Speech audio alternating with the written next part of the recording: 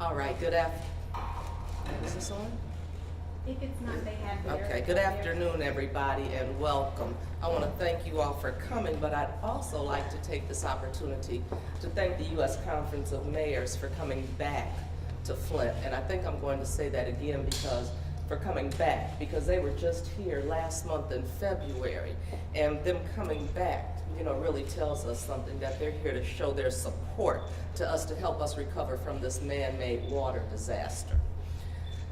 My colleagues that are standing up here before you recognize that this is an extraordinary crisis with national implications, and that national action has to be taken to help the city of Flint recover.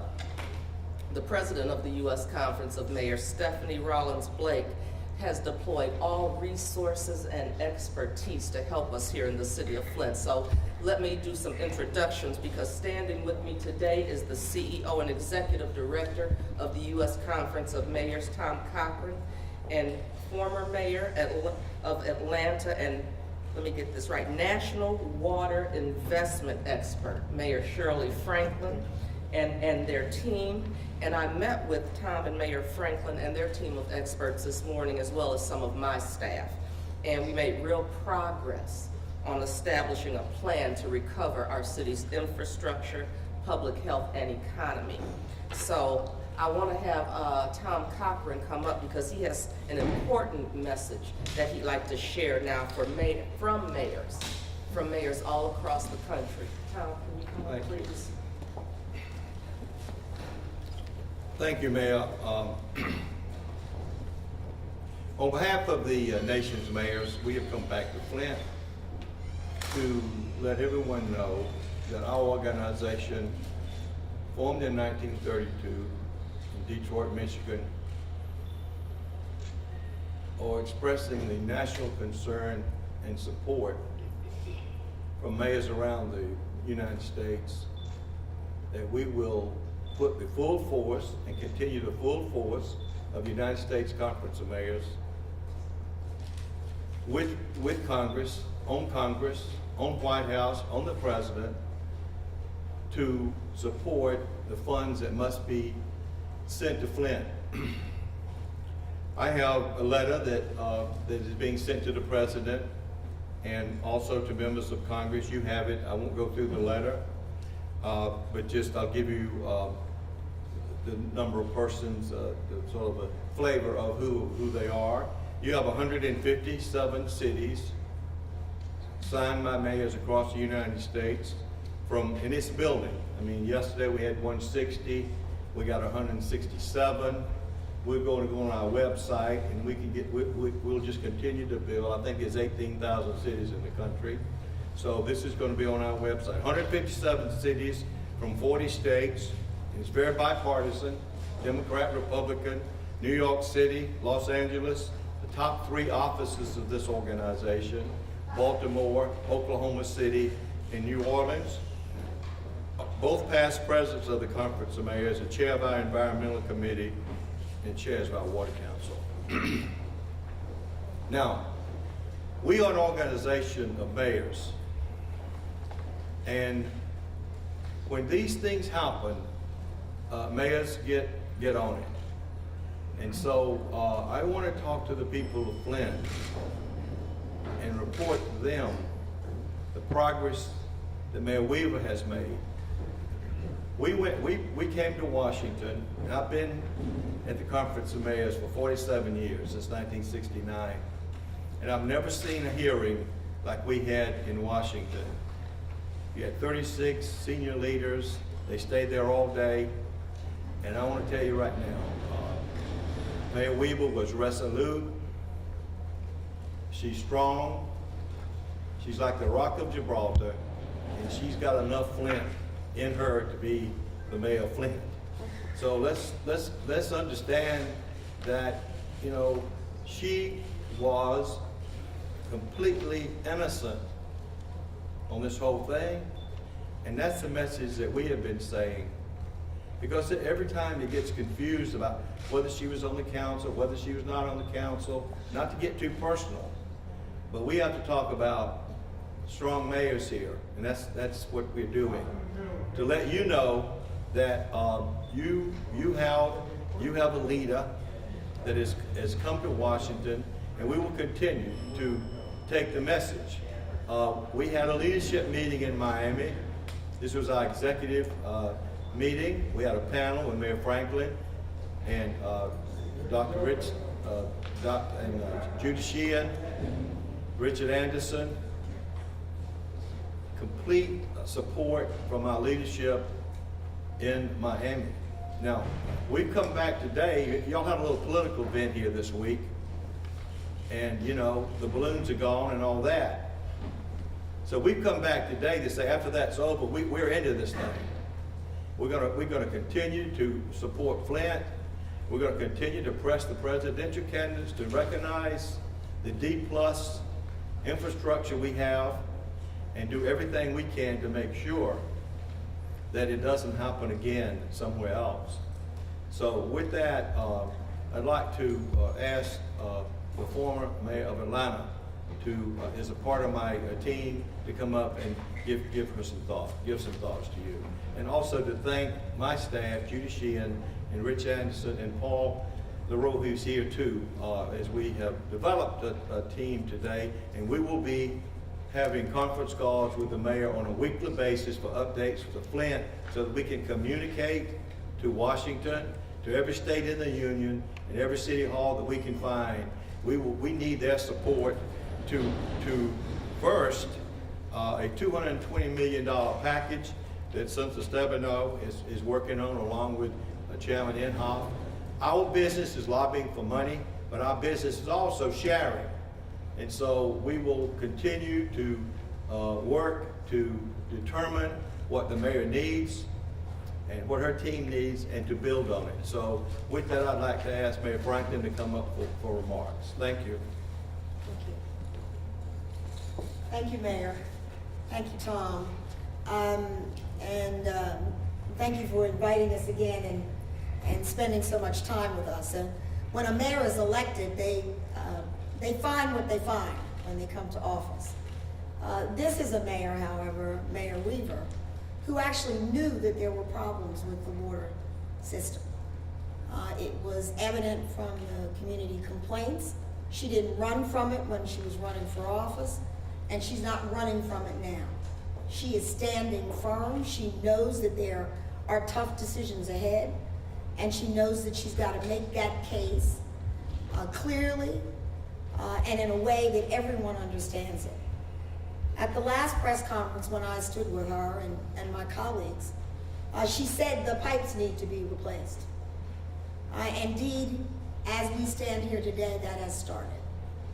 She has now made it really clear that we have to be sure that we don't just take care of the infrastructure, as important as that is, but that the people of Flint who are directly impacted or could be impacted have to be taken care of. Every mayor runs because they care about their city. Flint has such a mayor. She wants this to be the best community that it can be. So the recovery of Flint in all aspects is foremost in her mind and in her work. She's doing first things first, but she recognizes that there is a long list of things that need to be done. The mayors across the country, I'm no longer a mayor, so some people will say, well, why are you pulling you out of the mothballs?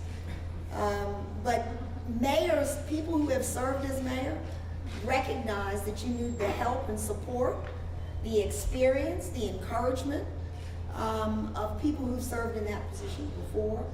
And I am privileged that the leadership of the conference asked me to serve in this capacity.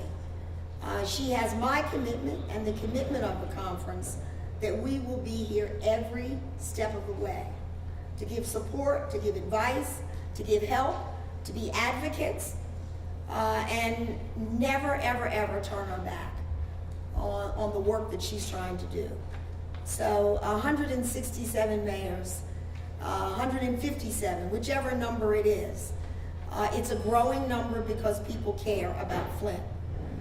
I just close by saying that every one of those mayors has issues in their own city.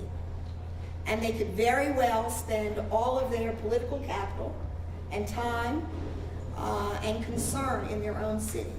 But they recognize, Mayor Weaver, that yours is a situation that requires all of us to pull together, and that you have our support. Thank you very much. Questions? Mayor, if I understood what was said, you're asking the federal government for $220 million. Is that accurate? And if that's the case, what specifically would you use that money for? Well, we've talked about a lot of things that we need the money for. One of the things we know we need to get started, well, we've started, but we'd like the Fast Start program going at a more rapid pace. We asked for 55 just to get that, and those were only the homes that were identified that were priorities. And we talked about what those priorities were. They either tested extremely high, had pregnant women, kids under the age of 6, elderly or compromised immune system. So one of the first things we're continuing to work on, and if we had some more funding, we'd be doing more of it, would be the removal of the lead pipes.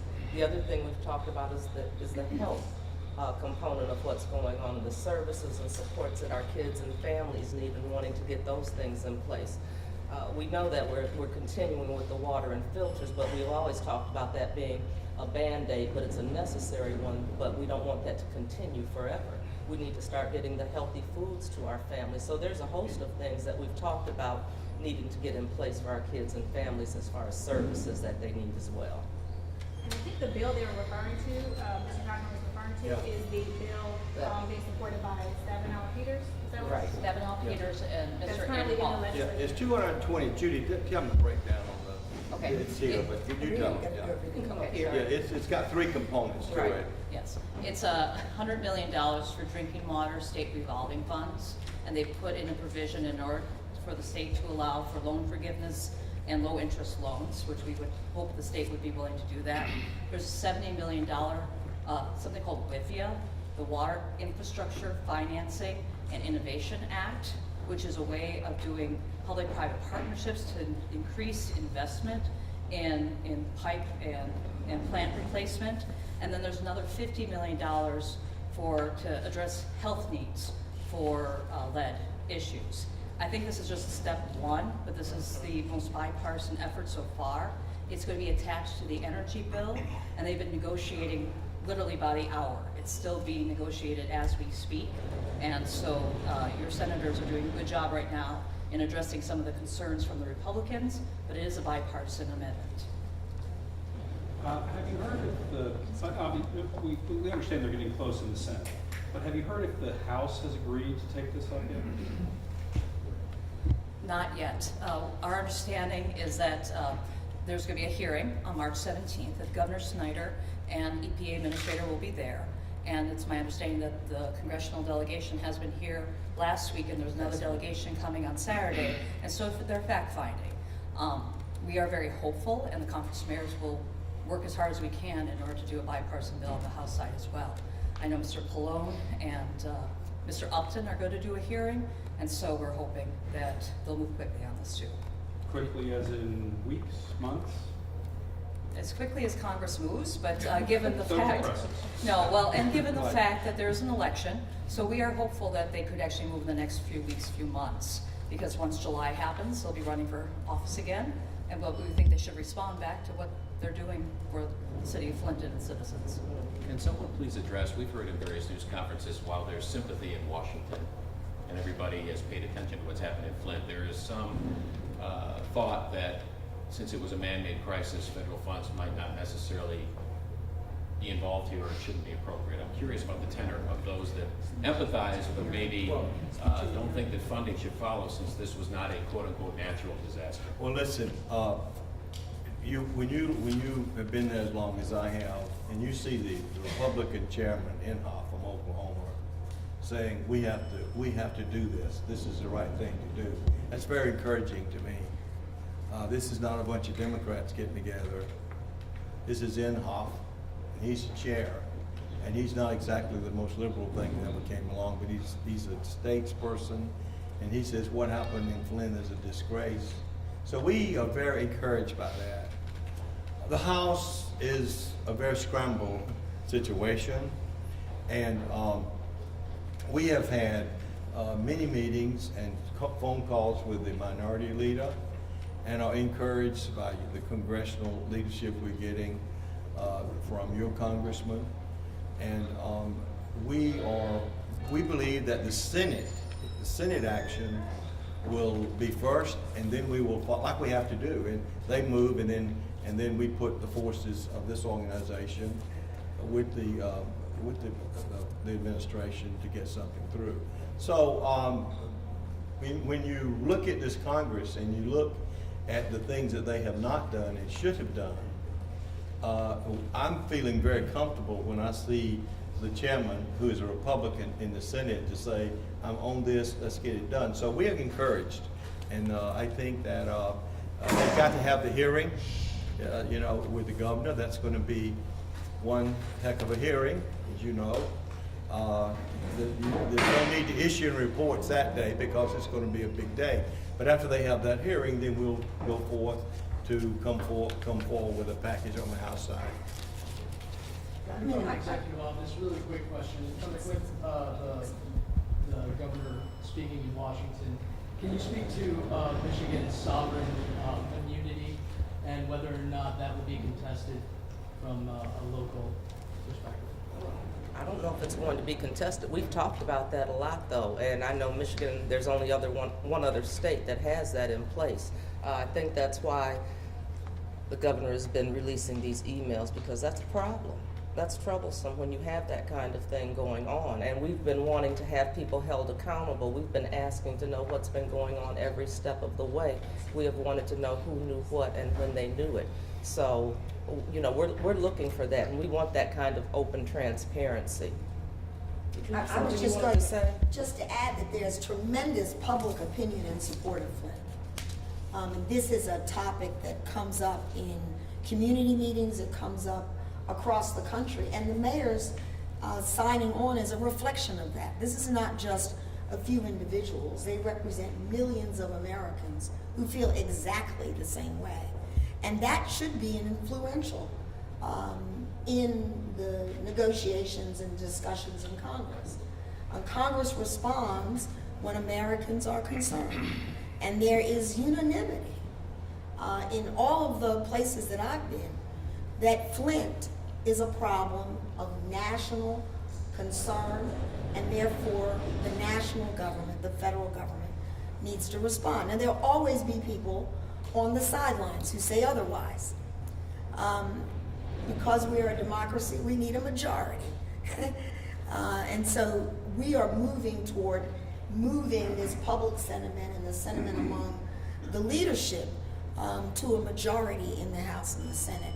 And mayors feel very, very strongly about this. At the leadership meeting, this was not a 5-minute discussion. The discussion was well over an hour.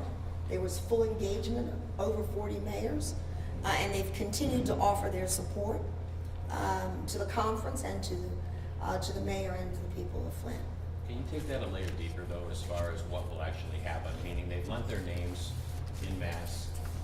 Is there going to be a series of phone calls to their state representatives? I mean, take us a layer deeper as to what these people are actually going to do to make the difference and move the rock. In terms of the mayors, Yes. it is now a matter of public record how they feel.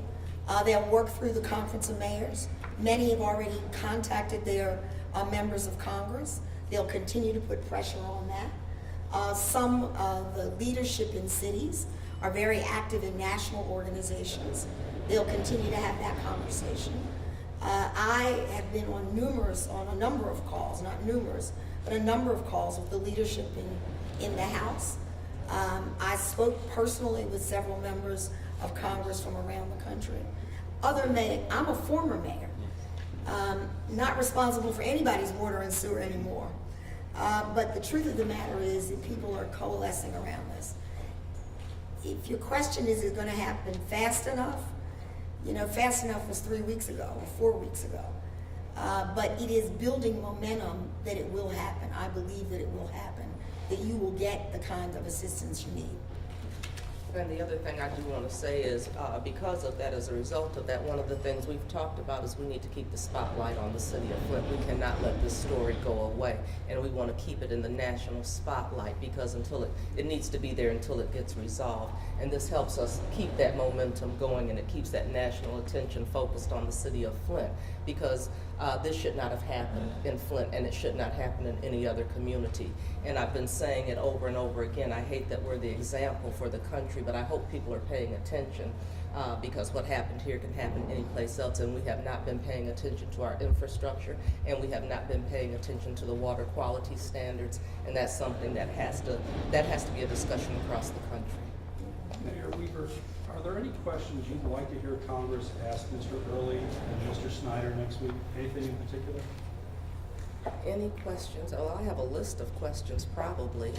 I don't know if I want to say what they are out here, but I just really want to know the same question we've all been asking is who knew what and when they knew it.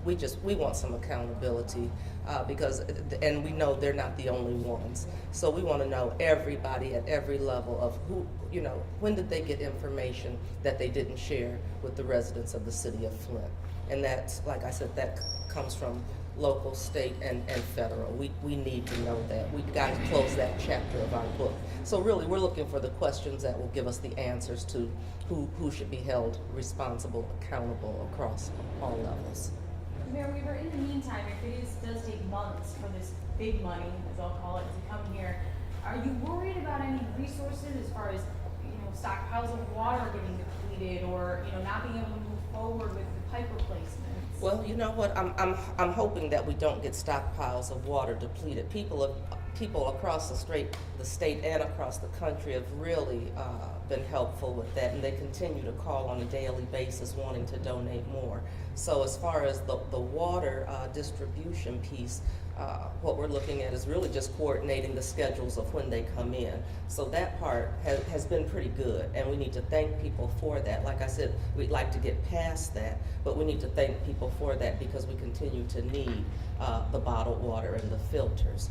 As far as continuing to move forward, that part does, yes, that concerns me. That's a huge concern, and we need the money, we need the resources because we're in a position to be able to move forward and move forward at a faster pace, and that's what should have happened a long time ago. So right now, we just need the money to come forward because we've got to get these lead lines out, and we've got to be about that business. So yes, that's a concern, and that's why I'm glad the Conference of Mayors is here helping us push that. And hopefully, we said we'll see what happens after the 17th of this month, which is, I believe, next week. And while it doesn't seem like it's that far away, we've got to keep in mind that we've been waiting almost 2 years now. Thank you, Mayor. Thank you all for coming out. Yeah, let me He's just, gonna close let with me- this- let me with a just, let me statement. just say something here. We're here to help tell the story of what happened here. And, in one or two sentences, to many people in the United States and in the world, it looks like to us a city was poisoned by somebody, some people that were paid to protect them. It's just that simple. This was not pushing a red button or a blue button. If somebody pushed the blue button and the blue button was wrong, they knew about it and they didn't correct it. So we have to tell the story. In the meantime, we have to recognize that the competence and the capacity of Mayor Weaver is strong. And we also have to protect her innocence. Because what happens is, if somebody running for president will say it's a failure of federal government, failure of state government, and then they say failure of local government. And so that's when I get a little confused because of the emergency management. But here's what, Mayor Weaver was not in the local government when this happened. So this is the kind of thing that, that we are trying to talk about in Washington and to the nation so that we can help tell the story. And this thing will continue to unfold. That hearing will reveal things, and we are not even talking about the health side that we will have to also support from the people that have been damaged. So And let me just say, we are a lobbying organization. We're a lobbying organization. And that means that 200 mayors on the phone talking to that congressman. I don't want it to happen here. Fix it. And let's also talk, some of this program that Judy mentioned will not only go to Flint, but it's all goes to other cities. And so we're going to take this thing right into the presidential election. When we meet with the next president, we're going to be meeting with the next president in December. And this will be on the agenda, water infrastructure, and we will use Flint. We're going to use it to say we've got to remove, if we have to remove pipes in other cities, and we just don't want it to happen again. So we're in it for the long haul. 84 years and counting, United States Conference of Mayors stands in Flint today to support the mayor and her team as we go forward.